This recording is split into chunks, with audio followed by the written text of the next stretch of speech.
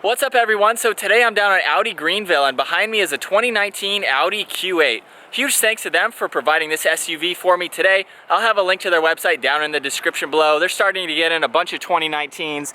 The model that we're looking at today is a base model, finished off in night black and has an MSRP just under $69,000. Under the hood is a 3-liter turbocharged V6. This is only paired to the 8-speed Tiptronic automatic transmission with steering wheel mounted paddle shifters. This engine produces 335 horsepower at 5,000 RPM and 369 pound-feet of torque as low as 1,300 RPM.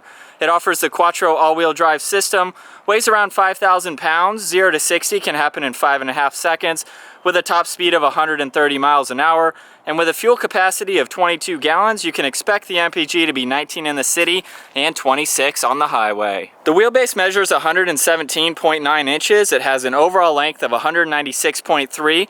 The width is 78.5 and it has a height of 67.1 inches. Starting up front, this features an octagonal shaped grille finished off in chrome. It also features 2 parking sensors in the lower section of it. This comes standard with LED headlights. You can also opt for matrix design LED headlights along with LED daytime running lights. There's deeper air intakes on either side that feature a parking sensor. These provide more cooling to the engine. You can also opt for fog lights, and this does have very clean lines coming down the hood. Moving to the side, this features 4-wheel disc brakes. 20-inch wheels come standard as shown. You can opt for 21-inch 5-spoke wheels as well. The side mirrors are heated and power folding and also feature the integrated turn signal. Adaptive dampening suspension is standard. There's very clean lines running along the door, more chrome trim pieces surrounding the windows. Finishing up in the rear with the integrated spoiler and third brake light, the wiper blade has been moved to the lower section of the glass to help improve visibility. This comes standard with LED taillights with a nice bar running along the center to connect them. This also features sequential turn signals, which have a very nice design to them. Has the standard backup camera and 4 parking sensors and a towing capacity up to 7,700 pounds. So now with the key, we'll go ahead and take a look at the inside. And as long as I have the key on me, I'll just place my hand on the door handle.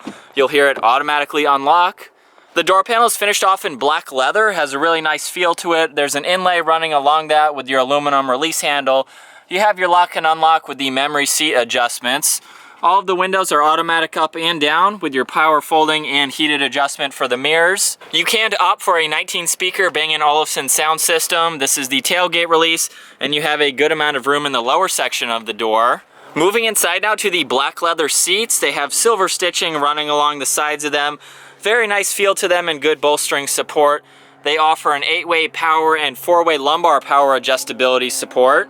Once inside, we're greeted with a fully wrapped black leather steering wheel, more of that silver stitching running along each side, along with aluminum trim pieces. All of the buttons on the right control your Bluetooth radio along with your voice command. All of these control the 12.3-inch virtual cockpit. And with the electronics on now, I'm going to press on the view button, and you can see that your tach and speedometer will get larger or smaller depending on how you'd like to view it.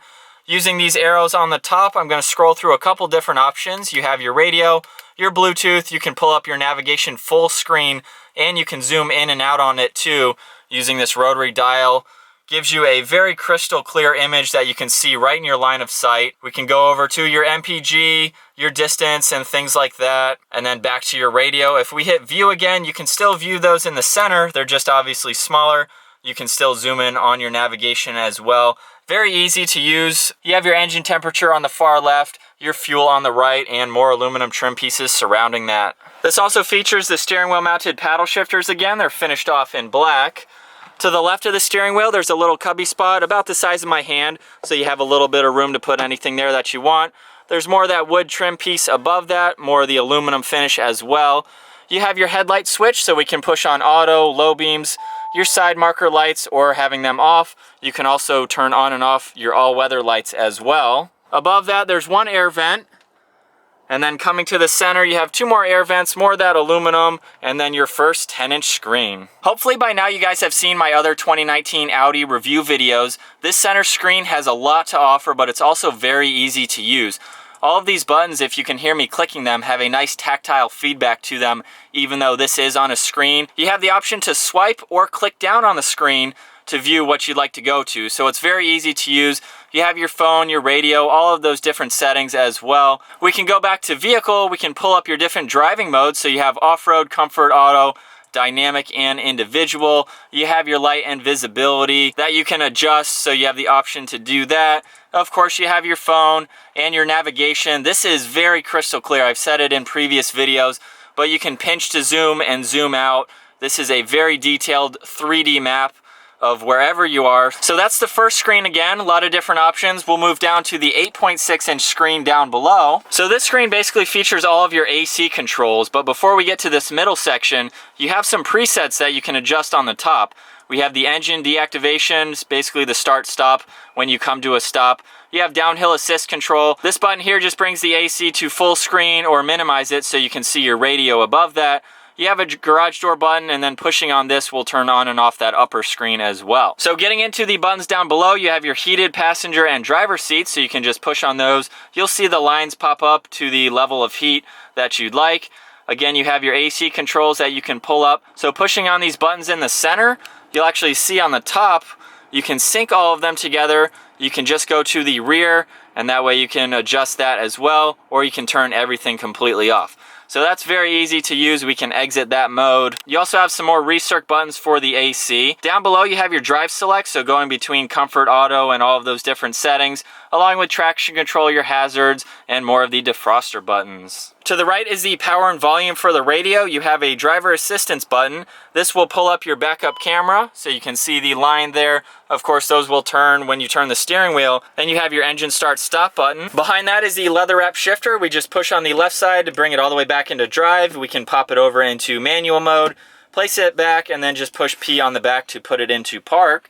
You'll see 2 cup holders and a 12 volt to the right of that. Of course, you have the electronic parking brake. Taking a look at the leather wrapped center console, pushing on the button underneath, you can move this all the way forward or back depending on where you'd like it for your comfort. And then having it back, you can pull it all the way up, and you have a little bit of storage space with 2 USBs and an SD slot. You can also adjust the height of the center console too, so if you want it a little bit higher, you can do that. Pull on the front of it again, bring it all the way back down, so you have a little bit of versatility with that.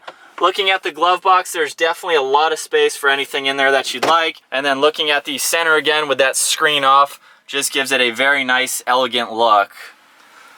We'll take another look at the black leather seats, and this does feature a sunroof. All of those options, of course, are up in the front, along with the dome light switches, which are just touch sensitive, and then you have those controls and all of the dome light switches again as well. Now we'll go ahead and take a look at the rear seating, and the door panel is obviously finished off like up front. You have your automatic window adjustment and a little bit of storage down below. This is a 5-seater SUV, so let's go ahead and hop in. Behind both front seats are some netting for some extra storage space. You have 2 air vents in the center with your 3rd climate control setting, plus and minus obviously. 1 12 volt and 2 USBs down below. With the front seat set at my height 5'10", I definitely have a lot of legroom. I have a lot of headroom too, and these seats do move forward and backwards as well. So just by pulling on a bar up underneath the seat, you can gain a lot more access or a lot more room in the back seats just by sliding it forwards and backwards. And they do recline a bit, so you have a button to the side if you need to do that as well. So definitely a lot of room in the back seats. We'll take a look at the center pullout. You have 2 cup holders in the center and a good armrest as well. And by pushing on this button to the far right of the middle, you can actually bring the whole thing down, so that way you have more of an armrest, or if you need the option to put things through the middle, you have the option to do that. And of course, these seats have a 40-20-40 split to them, so you can throw anything in the back that you need.